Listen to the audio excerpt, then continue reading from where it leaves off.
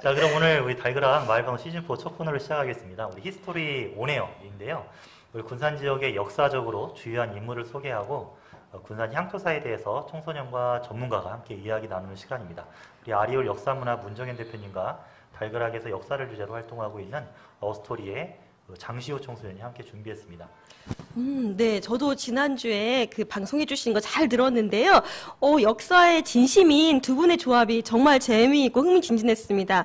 그 시우 청소년 지난주에 이렇게 팔 깁스한 걸 봤는데 어떤지도 궁금을 하고요. 그리고 오늘은 또 어떤 이야기로 히스토리 온에어가 돌아왔을지 기대가 되는데요. 그럼 지금 바로 두 분 모셔보겠습니다. 네, 자기소개 부탁드리겠습니다.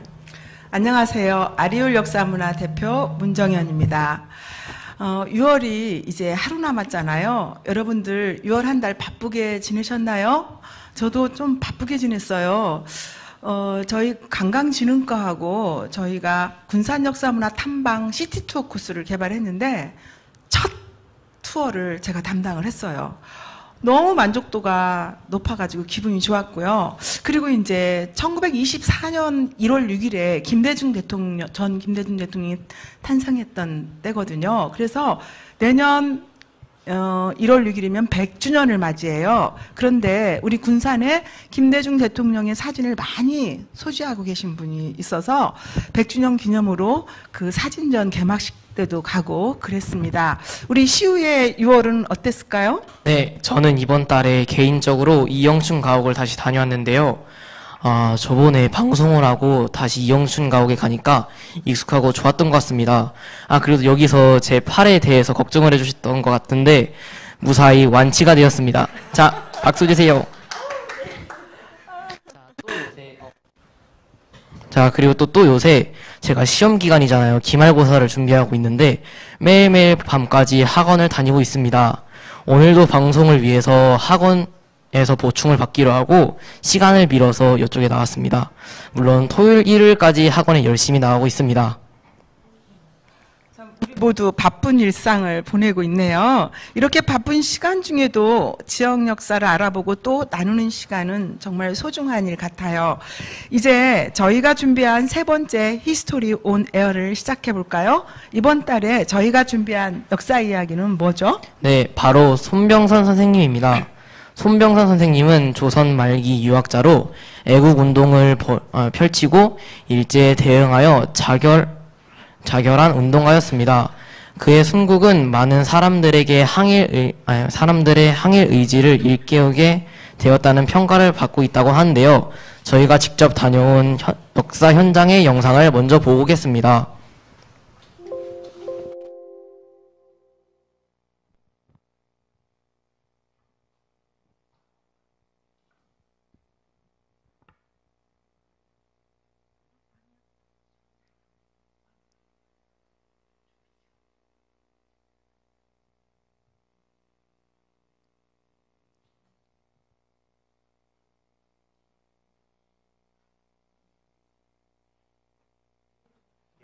영상이 나가야 하는데요. 뭐 어떤 오류가 좀 생겼나 봐요. 그럼 얘기 나누고 또 영상 볼까요? 네, 일단은 영상은 갖다 치시고요. 두 분 얘기 나눠주시죠. 네. 은 나오지 않지만 시우와 저의 머릿속에는 그 영상이 다 남아있죠. 그죠? 그렇죠. 네, 굉장히 그 고봉산에 올라가기가 힘들었잖아요. 네, 아주 그렇죠? 고봉산 올라가기가 좀 길이 좀 오르막길 같은 거? 네. 가팔랐거든요. 그리고 그러니까, 또 길도 울퉁불퉁해가지고 네. 올라가기가 많이 힘들었어요. 아마 송병선 선생님에 대해서는 군산분도 아니고 정말 알기가 쉽지 않은 어려운 그런 분이었죠. 그죠? 그렇죠. 네. 그러면 그냥 송병선 선생님에 대해서 궁금한 거 있으세요? 궁금한 거요? 네. 송병선 선생님에게 궁금한 거는 이따가 물어보기로 하고 나경당에 대해서 궁금한 건 있는데 물어봐도 될까요? 네. 자, 나경당에 좀 귀여운 강아지들이 많았거든요. 네. 그래가지고 그 강아지들의 사료값이 좀 많이 들겠다라는 생각도 했고요. 그리고 또 그쪽을 지키고 계시는 것 같은 스님 같은 분들도 계셨던 것 같습니다. 그 스님분들은 뭐 하는 분인지 아시나요, 혹시? 그래요. 그 스님이면은 뭐 기독교일까요? 불교일까요? 불교죠. 불교죠. 예, 저도 정확히는 모르지만 불교의 한 종파의 뭐 주지 스님이신 것 같아요. 예. 그렇군요. 그 나경당 우리가 간 곳 네. 이제 참 가파르게 올라갔는데 거기가 고봉산이에요. 아, 근데 그렇군요. 고봉산은 우리 군산의 성산면과 계정면에 걸쳐 있어요. 그런데 나경당은 계정면 아산리에 있어요. 근데 이 나경당은 그 송병 선생님이 민족 의식이 뛰어난 분이었거든요. 그래서 나라가 망해가는 것을 보고 이것은 인재 부족 때문이다라고 생각을 한 거죠. 그래서 전국을 돌아다니다가 호남 지방의 인피현에 정착을 한 거예요. 그래서 그 1876년에 나경당을 만들었어요. 근데 나경당은 네. 영재를 기르는 걸 즐거워하는 곳이다라는 뜻이에요. 그리고 이제 이 나경당 오픈식 때 그러니까 위정척사라고 하는데 우리 것을 지키고 외국의 것들을 배척하자 이런 민족주의자인 어떤 대가였던 면함 최익현 선생님도 오픈식 때 오셨대요. 그랬고 워낙 이분이 역량이 뛰어나고 그래서 그 당시 호남 의병장이었던 장수에 있는 전해산이라는 의병장도 인피에 오셔서 2번씩이나 만났대요. 네. 그 영상이 지금 네. 됐다고 하니까 잠깐 그래요? 보고 우리 청소년들이 만든 영상 보고 바로 이어도록 하겠습니다.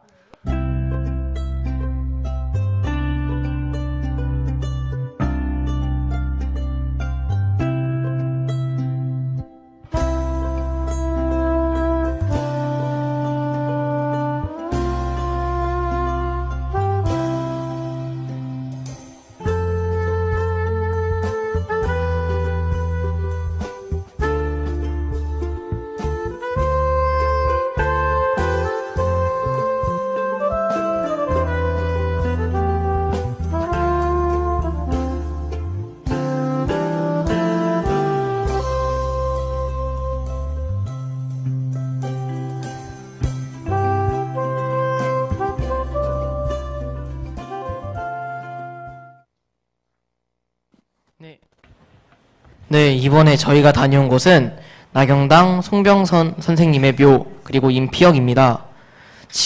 송병선 선생님은 지금까지 알아봤던 인물들 중 가장 들어본 적이 없는 인물이시거든요.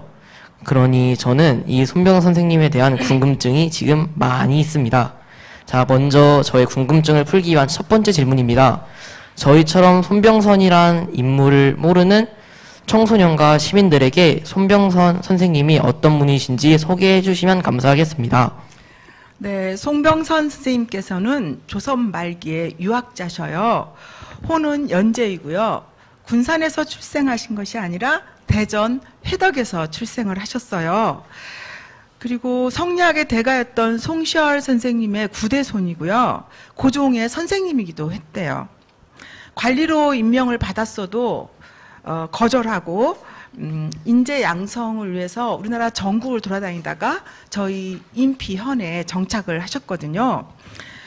그 을사늑약으로 나라를 빼앗기고 나라 빼앗기기 전에 먼저 이제 외교권을 빼앗겼죠. 그래서 고종을 아련을 했어요. 그런데 그 경무사 윤철규라는 사람한테 속아서 다시 자기 고향으로 온 거예요. 그래서 그때 이제 그 극약을 마시고 자결을 한 거죠. 그런데 그 자결을 한 뒤에 그 인피현에 계실 때 16년 전에 부인이 먼저 돌아가셨어요. 그래서 그 부인을 좋은 곳에 묻혀드려야 되는데 하다가 그 명당을 찾다가 여기 이제 그 영상에서도 보면은 인피역이 나오잖아요. 근데 인피역 앞에 술산교회가 있고 술산교회 바로 뒤에 꽃살매라는 동산이 있어요. 그곳이 조선왕조 실록에 보면 그 7대 명당에 속해요. 그래서 그곳에 그 부인의 묘를 썼는데 제자들이 손병선 선생님도 합장을 이렇게 한 거예요. 근데 제가 이제 그러면 명당 임무를 어떻게 할 수 있을까요? 하면서 원광대학교 명리학 교수한테 물어봤더니 명당의 흙 색깔이 금빛으로 변한다는 거예요. 우리 우리 가서 봤죠? 네. 흙 색깔 어땠어요? 그 흙을 비벼보니까 진짜 황금색이 나오더라고요. 그리고 또 흙이 뽀송뽀송하니 기분이 좋았습니다. 그렇죠. 비가 와도 물이 싹싹 빠지면서 뽀송뽀송해요. 그런데 실제 송병 선생님의 현손이 해군 장군이었대요. 네, 그렇기도 하고 그 옆에는 특이한 게 아주 밥그릇을 엎어놓은 것 같은 아주 자그마한 무덤이 있어요. 그 무덤은 송병 선생님의 산호비였던 공임의묘인데 성변 선생님이 그 노비를 풀어줬어요. 그래서 울산에 가서 살고 있었는데 자기 그 주인의 그 자결 소식을 듣고 이 공임도 자결을 했대요. 그런데 이제 그 최명희의 혼불에서는 사권 초입에 어떻게 나오냐면 그곳을 이제 꽃살매라고 하거든요. 꽃살매를 배경으로 해서 송병선 선생님과 공임이 같은 자리에 앉아 있는 걸로 나와요. 그래서 송병선 선생님이 하얗게 그 한복으로 이제 옷을 깨끗하게 갈아입고 고종한테 절을 하고 그리고 극약을 마셨는데 그 극약을 마시고 피가 막 이렇게 흐르는 거죠. 근데 그 옆에 있던 공임이 자기 살아있을 때는 감히 옆에도 못 가는 그런 주인을 꼭 껴안았는데 공임도 하얀 옷을 입었고 공임의 옷에 그 피가 스며드는 그리고 나서 그 극약을 선생님이 마시고 남은 극약을 마시고 자결을 했다. 이렇게 이제 이야기가 나와요. 지금 지금 생각으로는 어떻게 섬겼던 주인이 죽었다고 따라 죽는가? 좀 이해가 안 되죠? 그쵸. 네. 그런데 이제 어떤 행동은 시대마다 다 생각 차이에 의해서 달라지니까 그때는 그걸 충성심으로 본 거죠. 네. 그런 에피소드가 있어요. 네. 아, 그렇군요. 그런 인물이신데 많이들 모르시는 것 같아서 좀 많이 아쉬운 마음이 듭니다. 저희가 갔던 낙영당에 어떤 일을 하던 곳인가요? 아까 처음에도 네. 좀 이야기를 했지만, 그러니까 인재를 양성했던 곳이에요. 그 인피 헌에 있던 유림들도 그 남산을 넘어서 고봉산을 있는 곳까지 와서 공부를 같이 하고 나라의 상황을 염려하고 그랬던 곳이죠. 네. 네, 방금 설명해 주셨는데 좀 더 덧붙여 주셔서 감사합니다. 자, 저희가 직접 가보니까 건물 자체가 엄청 낡고 관리가 안 되어 있는 것처럼 느꼈습니다. 심하게 말하면 폐가 같았어요. 이런 낙영당이 관리가 왜 안 되어 있는지 설명해 줄 수 있을까요? 그러니까 이 낙영당이요, 1876년에 만들어졌어요. 1876년이면 강화도 조약 있을 때죠. 그리고 이제 선생님이 1905년에 돌아가시고 그 제자들이 선생님을 기리기 위해서 산항서원을 만들었어요.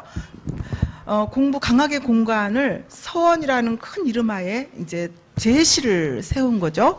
그런데 제실이 좀 높은 곳에 있었잖아요. 그렇죠. 근데 제실에 우리 들어가 보니까 먼지가 수북하고 촛대는 넘어져 있고, 그렇죠? 네. 문짝은 다 부서져 있고, 꽃은 다 떨어져 있고. 예, 제사 지냈던 옷은 다 땅바닥에 팽개쳐 있고 정말 가슴이 많이 아팠죠. 그런데 이것을 이제 시가 관리를 해야 되는데 처음에 말씀드렸듯이 그 불교 그 스님 개인 소유 땅이래요.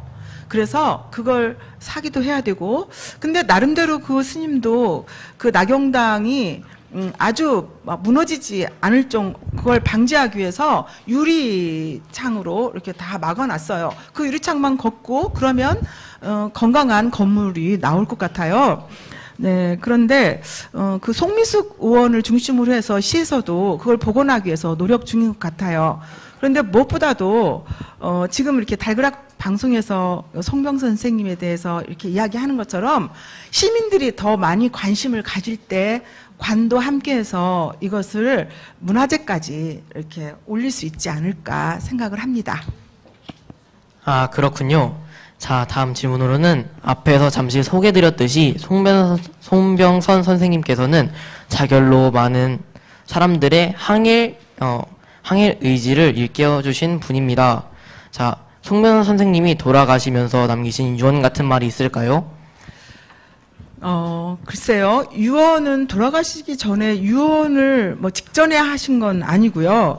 송병 선생님은 그 민족의식이 투철한 분으로 고종을 아련해서 을사늑약을 모호화시켜야 된다. 그리고 오적을 처단하라. 이렇게 이야기를 했는데 그게 받아들여져 있지 않았잖아요.